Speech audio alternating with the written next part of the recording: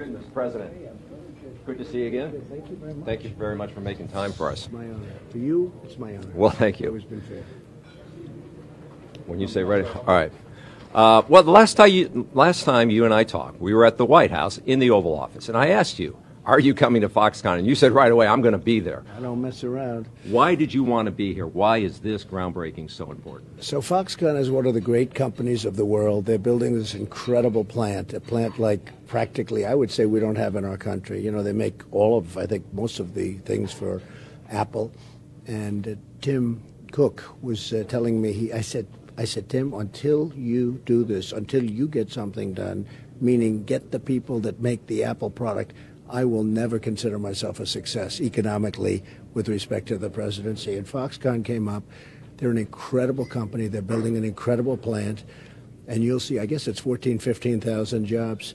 And I was very involved. I actually recommended Wisconsin. I recommended it very strongly. And I have to tell you, Scott Walker has done a fantastic job because I handed the ball to him. He took it over. I actually picked the site from a helicopter. I remember that. It was here when you were here in April. I picked the site, so I'm very proud of that. But I gave the ball to Scott, and he got it done. Very few people can do that. Well, let me ask you about that because Foxconn is investing $10 billion, but taxpayers here will have to put up $4.5 billion. You often talk about the negotiating a good deal. Some Democrats think it's a bad deal. It's not worth that kind of money.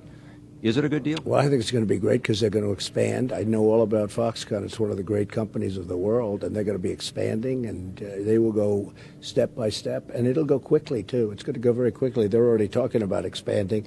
It's an incredible thing for Wisconsin to get. Now, a Democrat is always going to say that. You could make the deal 10 times better, and they're going to say, oh, gee, you could have done better.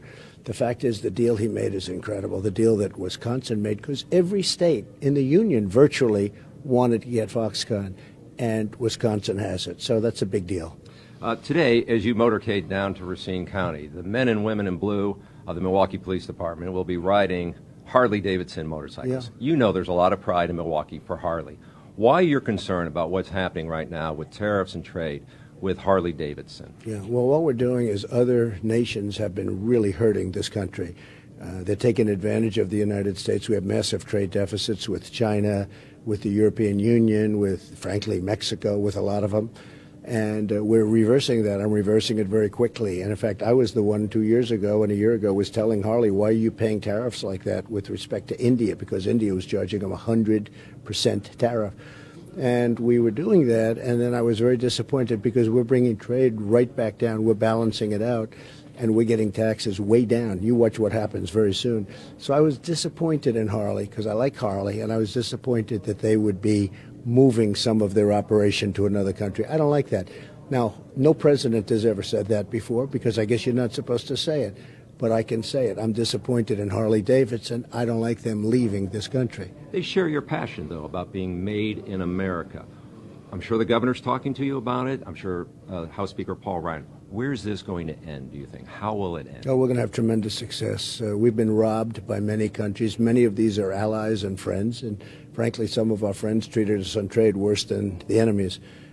We will have this straightened out fairly quickly. Look, the longer it takes, the better the deal we're going to make for our country. Our farmers are precluded from making deals. You know, it's very hard for our farmers, as an example, to sell into Canada, and yet Canada sells into us. It's all taking place. It's all good. We have countries calling us right now really wanting to make deals, and we're going to make great deals. But we had the worst trade deals of any country anywhere in the world, no matter where you looked. Every country was ripping us.